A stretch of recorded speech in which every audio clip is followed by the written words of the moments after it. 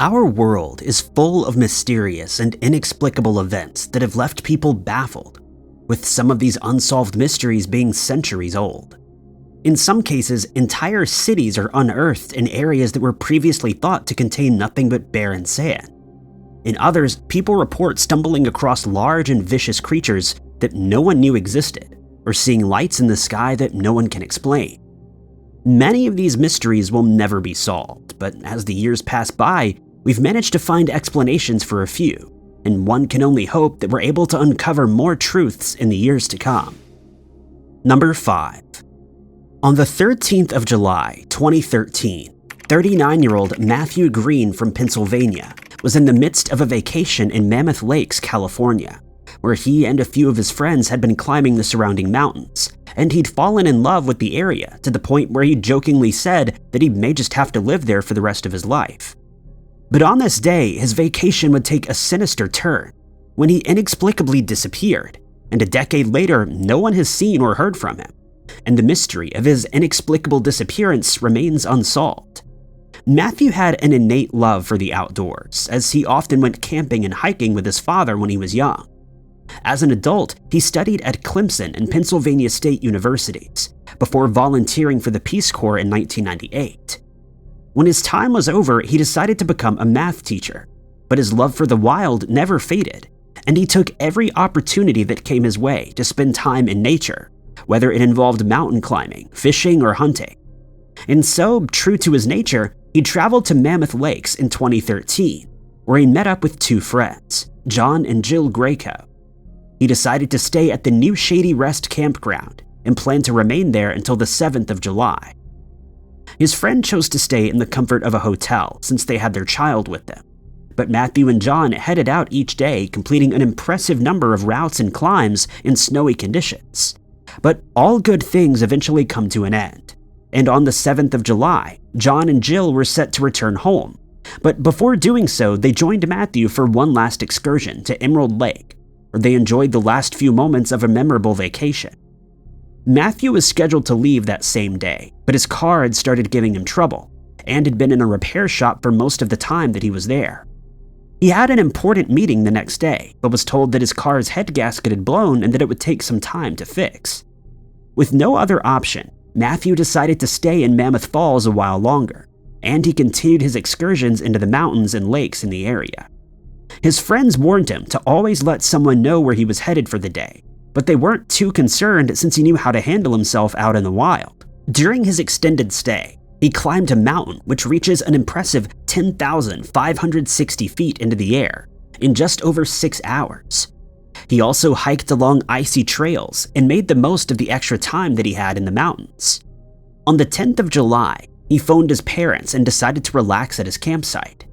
During the rest of his stay, he stayed in contact with John and Jill via text messages, updating them on the activities that he was enjoying while they were back at work. But on the 16th of July, 9 days after Matthew's holiday was supposed to end, John and Jill noticed that he hadn't replied to either of their text messages, and they started to worry that something might be wrong. They decided to call him instead of texting, but again, they got no answer.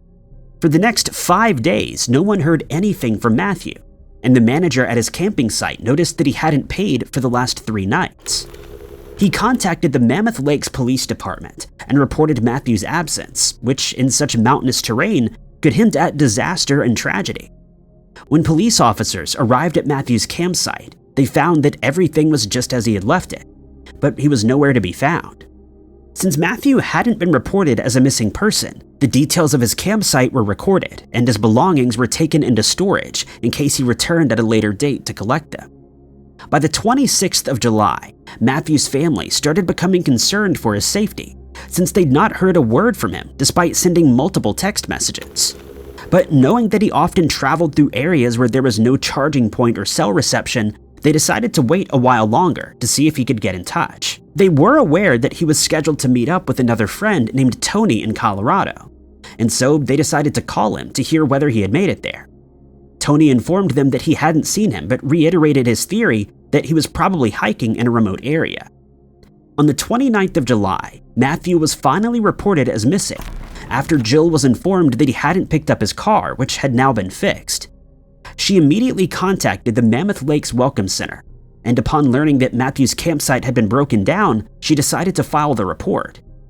As the investigation into his disappearance started, investigators attempted to track his cell phone, but they were told that his phone had been turned off for so long that it couldn't be tracked, and the situation began to look dire. They were able to find the last known location of his phone, which was somewhere between Mammoth Lake, June Lake, and Fresno. There was no guarantee that he had remained in that area though, and so search teams had no idea where to start their search, since Matthew didn't inform anyone of his plans. But they knew that they had to do something, and so they conducted informal searches of the areas, and a helicopter did a flyover of the area, but it was all to no avail, as no sign of Matthew or any of his equipment was found. Next, an airplane equipped with a high-resolution camera flew over the area while capturing footage of the terrain below, in hopes that it would spot Matthew, but again, there was no sign of him. Investigators spoke to as many people as they could in the area, and followed up on every tip that they received, but no one had seen Matthew, and the chances of finding him alive were quickly fading. It was theorized that he may have hitched a ride to a different area, and investigators asked anyone who may have done so to contact them, but no one came forward with any information. Some people speculated that Matthew may have fallen foul of a wild animal attack, but this is very unlikely since the region hasn't seen such an attack in decades. Despite numerous smaller searches being carried out in different areas in the region, no sign of Matthew has ever been found, and his fate remains unknown to this day. Number 4. Most of us are familiar with the Washington Irving short story entitled Rip Van Winkle, in which a farmer shares a mysterious drink with a group of elves, causing him to fall into a deep sleep, from which he only awakens 20 years later. Unsurprisingly, when he returns home, he finds the world around him has changed completely. His wife has passed away, and his children have grown into adults. All that's left is for him to live out the rest of his life as an old man who missed out on 20 years of his life. It's a fanciful tale that may seem completely outlandish, but surprisingly, there's at least one account of a similar experience that occurred in Sweden in 1876. The story revolves around a 14-year-old girl named Carolina Olsen. She was one of 5 siblings, but the only daughter, and until that fateful day, she had a quiet and unremarkable childhood that was seen as typical on the remote Swedish island of Ökno at the time. But one afternoon, Carolina's life took a turn that no one could have possibly anticipated, and it would affect her life in a way that most people would think was impossible. On the 22nd of February of that year, Carolina was walking home from school when she slipped on a particularly icy patch and hit her head. She made her way home and told her parents what had happened, but she seemed none the worse for wear, save for a little swelling to her face from where she had hit the ice. She did complain that she had a toothache, but this was put down to being caused by her unfortunate fall. But her parents didn't want to take any chances, and so they decided it would be best for her to get some rest, and she was told to go to bed and get some sleep. But that's when things took a turn for the worse, and Carolina's life would never be the same after falling asleep. When her family noticed she was still asleep the next day, they started to worry that she may have injured herself worse than they originally thought, and they knew she had to be examined by a doctor. The problem was that since Carolina's father was a fisherman, the family didn't have much money, and they resorted to asking members of the surrounding community for advice, but no one could figure out why they couldn't get her to wake up. Realizing that the situation was worse than expected, members of the community pooled money together to pay for a doctor, but they were only able to contribute enough for one examination. When the doctor finally arrived, he conducted a thorough examination and concluded that Carolina had slipped into a coma. But since they weren't certain that it was caused by her fall on the ice, the doctor insisted that follow-up examinations needed to be carried out. For the next year, the doctor would make regular visits to Carolina's bedside, but her condition never changed and she was unable to wake up.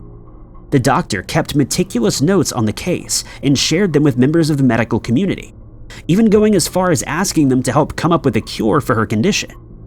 The case piqued the interest of many other medical practitioners who also visited the family's home. It seemed that she'd simply slipped into a coma and there was no way of knowing when she would wake up, if she ever did. But one strange detail soon became apparent that none of the doctors were able to explain.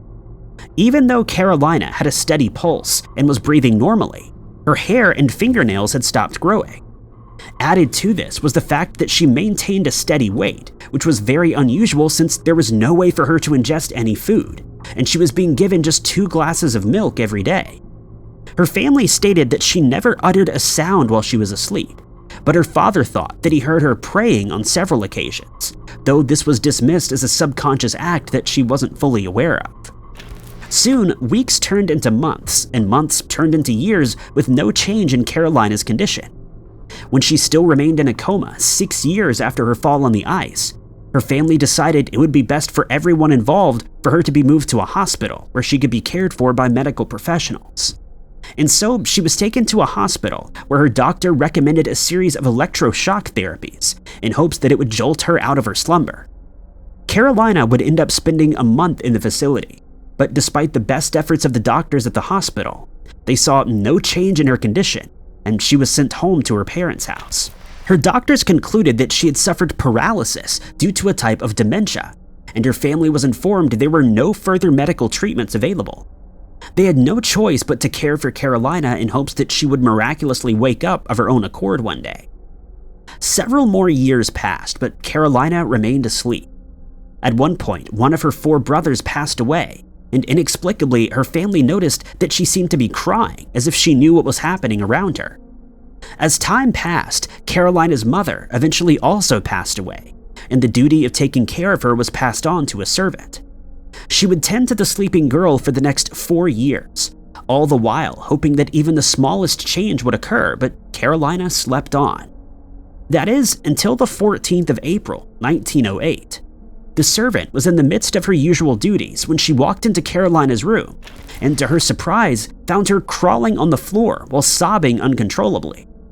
Carolina had woken up at last, but she was now 46 years old with no memory of the decades that had passed while she was asleep. When her brothers tried to speak to her, she didn't recognize them, since she last saw them as children, but they were now grown men. When she was examined again by doctors, they found that she'd suffered virtually no ill effects from her coma, save for a small amount of weight loss in her behavior, which was still that of a 14-year-old girl. Soon, doctors started speculating about the case of Carolina's extended sleep. Some thought it may have been caused by a neurological condition or a hormonal imbalance, but there was so little understanding of her condition that they were unable to find a conclusive answer. But thanks to her inexplicable case, multiple different studies were conducted, and soon doctors began to gain a better understanding of sleep disorders.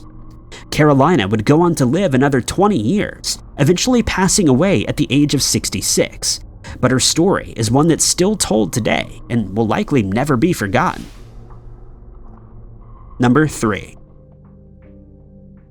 There have been many famous swords that existed throughout history, some real and some mythical. The best-known sword is probably Excalibur, the sword that was pulled out of the stone by King Arthur himself, allowing him to ascend to the British throne. There's also a sword called Zulfiqar, which was a gift to the Prophet Muhammad from the Archangel Gabriel. Legend has it that the blade was so powerful that it allowed the Prophet to carve passes through mountain ranges. Then there's the sword called Harp, which is said to have ended the life of Gorgon, known as Medusa.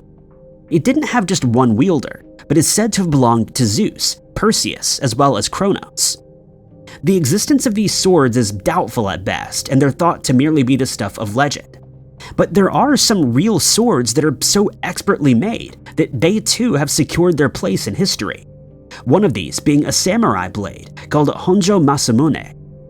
The sword was created by a legendary swordsmith known as Goro Nyodo Masamune, and it was held in such high regard that for a time it made up part of Japan's national treasures. But due to the sword going missing, its existence is somewhat ambiguous, much like its creator. No one knows with certainty when Masamune lived, but some historians believe that he was creating high-quality blades during the 1200s and early 1300s. The swordsmith is so renowned in Japan that a legend about his life still exists today, despite there being no evidence that the event really occurred. It's said that he and another legendary swordsmith, Muramasa Sengo, once became embroiled in a competition to ascertain which was the superior smith, since they were both regarded as absolute masters of their craft. It would not be an easy task for Masamune, since Muramasa was not only very adept at sword making, but he's said to have been completely insane and would often fly off the handle, resorting to violence when the mood struck him. But the competition was set, and each of the smiths worked hard on their creations in a bid to outdo the other and gain recognition as the greatest bladesmith Japan had ever seen. Before long, they each completed their weapons, and the time had come for them to be tested. But this would be no average test of a blade. There would be no slicing of bamboo or tree branches.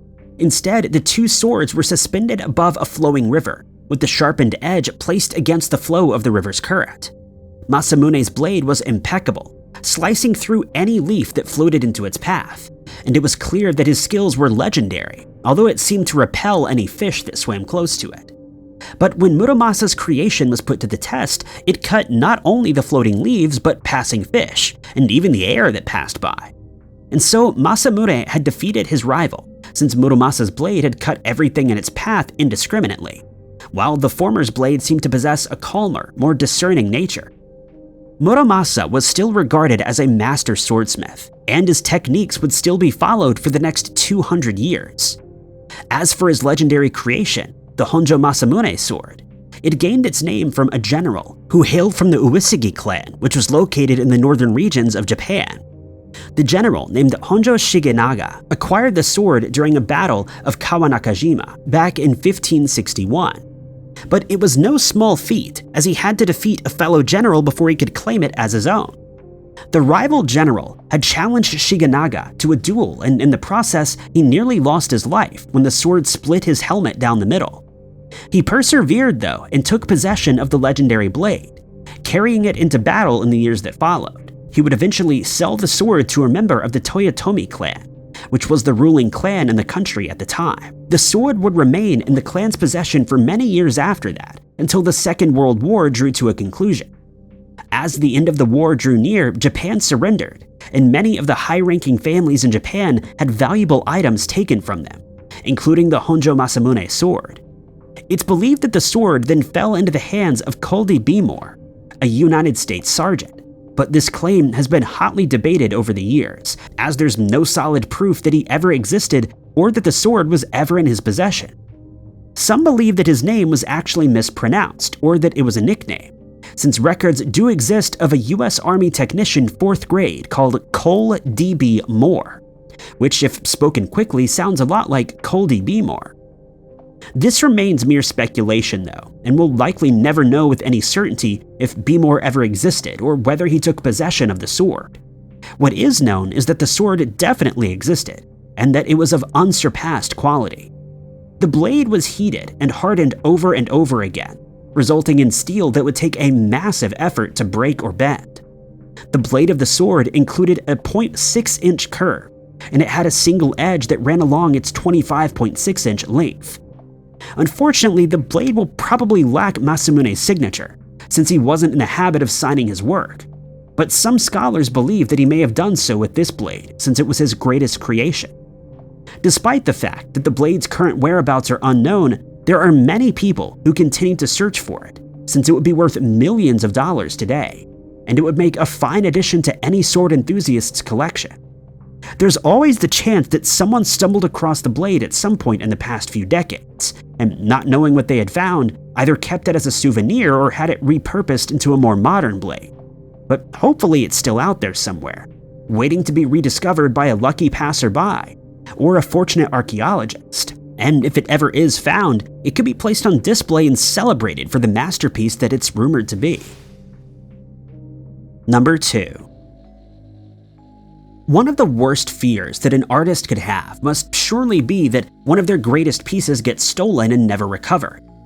It's an unfortunate event that's happened many times throughout history, with some of the world's most famous artists losing some of the greatest paintings ever created to art thieves. One example of this is a painting created by Vincent van Gogh, entitled Poppy Flowers. This painting wasn't stolen just once, but twice.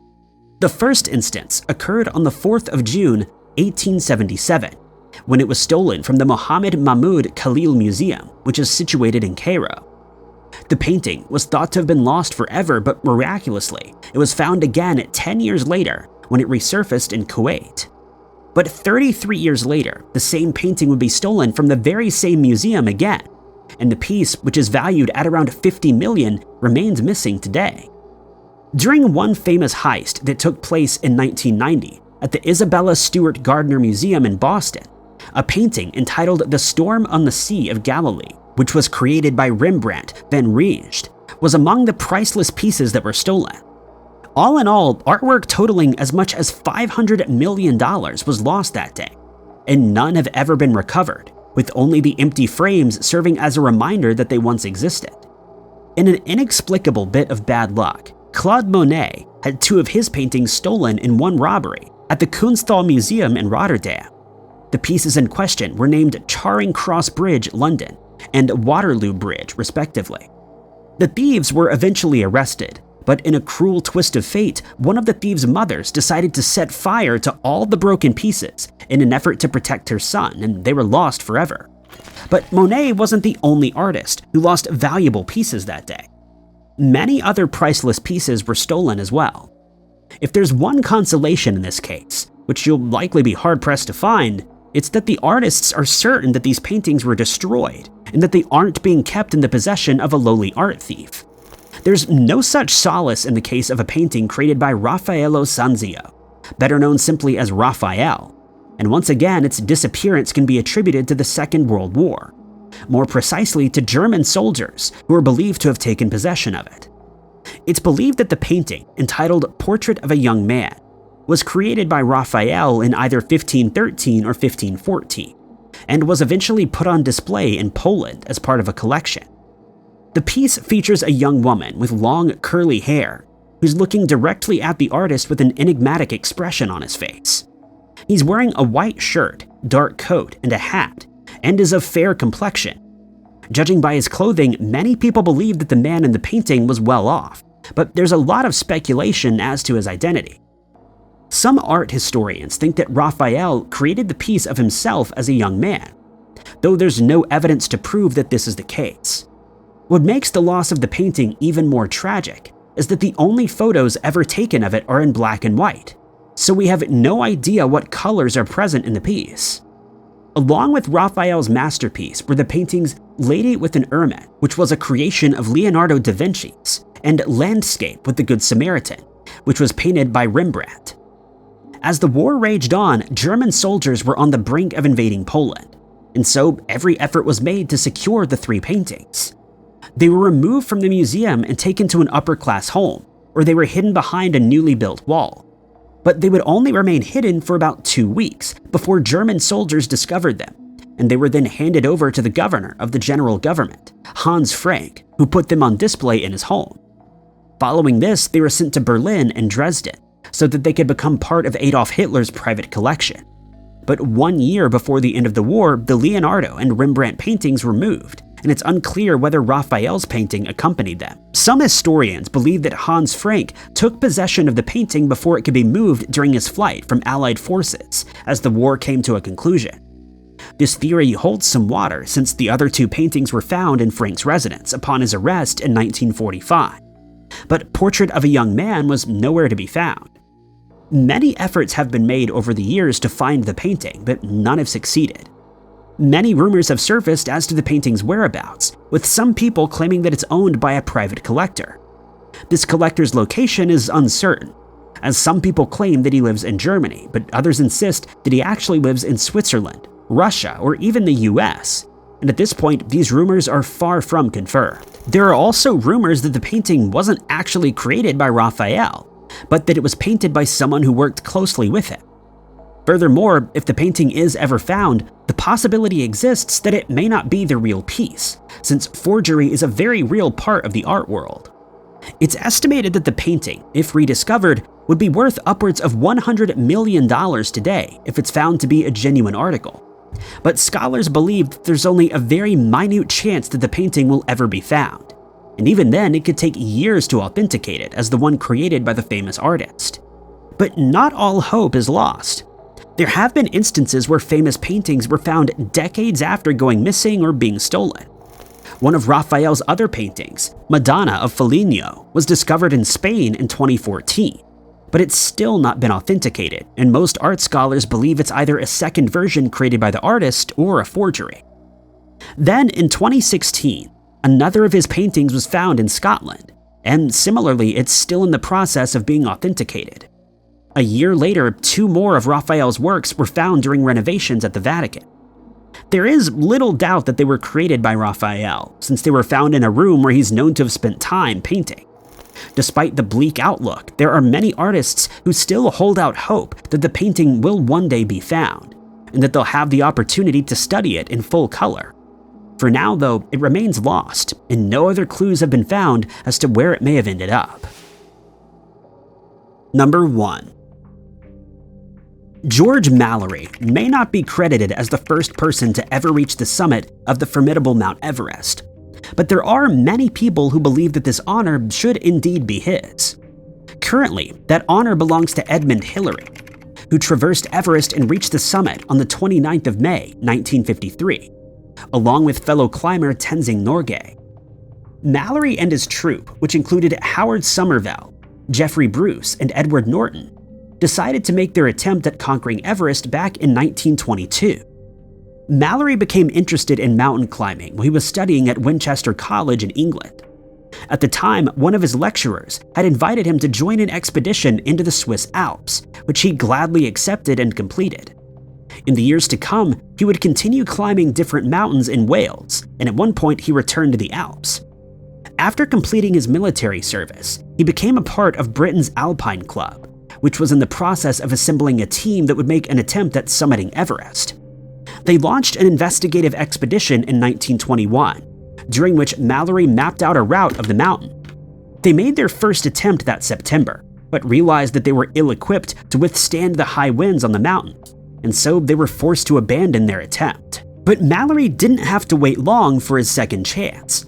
The following year, he was part of an expedition that made use of a brand new invention, bottled oxygen, and he was confident that this would give them their best chance at success. But they decided to make their first attempt without the extra oxygen, and found that they could go no higher than 27,300 feet.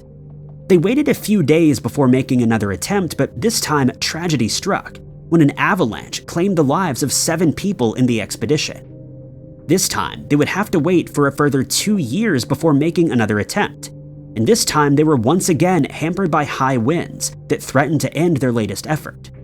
Nevertheless, he and Andrew Irvine, a man with far less experience than Mallory, decided to set out onto the mountain on the 8th of June, 1924. They had set up a base camp at 26,800 feet, and after making their way into the snowy mist, they were seen once more by a fellow climber, as the weather cleared for a short while, but unfortunately, they would never return. There are no clear records of what exactly transpired during the climb, and no one can say with certainty whether Mallory and Irvine ever reached the summit. But there is hope that evidence does exist in the form of a camera that's still lying on the mountain somewhere, but it's still not been found to this day. The camera in question is a Kodak VPK that Mallory is reported to have carried up the mountain with him. Its significance lies in the fact that if he and Irvine truly did reach the summit, they would have taken a photo, which would serve as proof that they had done so. Over the years since his disappearance, many expeditions have been organized in an attempt to retrieve the camera, but none have been successful. Some of his equipment has been recovered, as his climbing axe was found by a climber in the 1930s. 45 years later, a Chinese climber reported that he had stumbled across the remains of what he described as an Englishman, and at the time, there was speculation that this may have been Mallory. One of the oxygen canisters that were believed to have belonged to Mallory and Irvine was discovered in 1991, and as these items were found in roughly the same area, an expedition was formed to look for Mallory and Irvine's remains in 1999, with hopes that he would still have the camera with him. The effort was unsuccessful in that they found Mallory at a height of 26,760 feet, but unfortunately the camera was nowhere to be seen. It was determined that Mallory had lost his life when his rope snapped, causing him to fall more than 300 feet. The expedition noted that he still had most of his other equipment with him, leading many people to speculate that Irvine, who still remained missing, had possession of it. A theory has been suggested that the two men did indeed make it to the top of Everest, and Mallory then took a photo as proof before handing the camera to Irvine for safekeeping. Mallory was buried at the very spot where he was found, but mystery still surrounded Irvine's location. Some people think that Mallory may have been unable to summit on that particular day before he fell, and since Irvine carried his own camera, he would have kept his with him. But they think that he may have dropped it either before or during the fall, and that the camera may have been exposed to the harsh elements of the mountain, rendering it useless. But it is possible that Irvine's possession of the camera might be enough to convince historians that he and Mallory made it to the top of Everest 3 decades before Hillary did, without the images as proof. In 2021, a new theory surfaced when a man named Wayne Wilcox revealed that he had information from a high-ranking official at the British Embassy that a group of Chinese climbers had found the camera, believed to be Mallory's, on the mountain in 1975. The camera and accompanying film were found in Irvine's possession and then taken to Beijing to be studied. During this process, attempts were made to develop the images on the film. He claims, though, that the process was botched, destroying the film in the process, and rather than admit to the mistake, the Chinese government decided that it would be better to keep the incident quiet. But the theories don't end there. It's also been suggested that Irvine's body was indeed found, and the images from Mallory's camera were developed, showing the two men on the mountain summit. This may have caused quite a stir among Chinese officials, since it would mean that Takashi Ozaki and Sunio Shigehiro, the first two people to ever reach the top of Everest via the North Face, were actually the second pair to do so. Since this accomplishment is held in high regard by the Chinese government, they may have chosen to destroy Mallory's photos. But this, as with most of the theories surrounding this mystery, is mere speculation, though it's also been suggested by certain Chinese officials who have not been named publicly. Since there's no solid evidence to prove or disprove whether Mallory or Irvine were the first people ever to reach the summit of Everest, it remains an unsolved mystery that plagues many mountaineering enthusiasts. But it seems more than likely that Edmund Hillary will forever be hailed as the first to accomplish this formidable task. Thank you guys so much for watching. If you liked this video, be sure to hit that like button. Also, don't forget to subscribe and click that notification bell to keep up to date with all of our future uploads. But my name is Ty Knotts, and I'll catch you guys in the next video.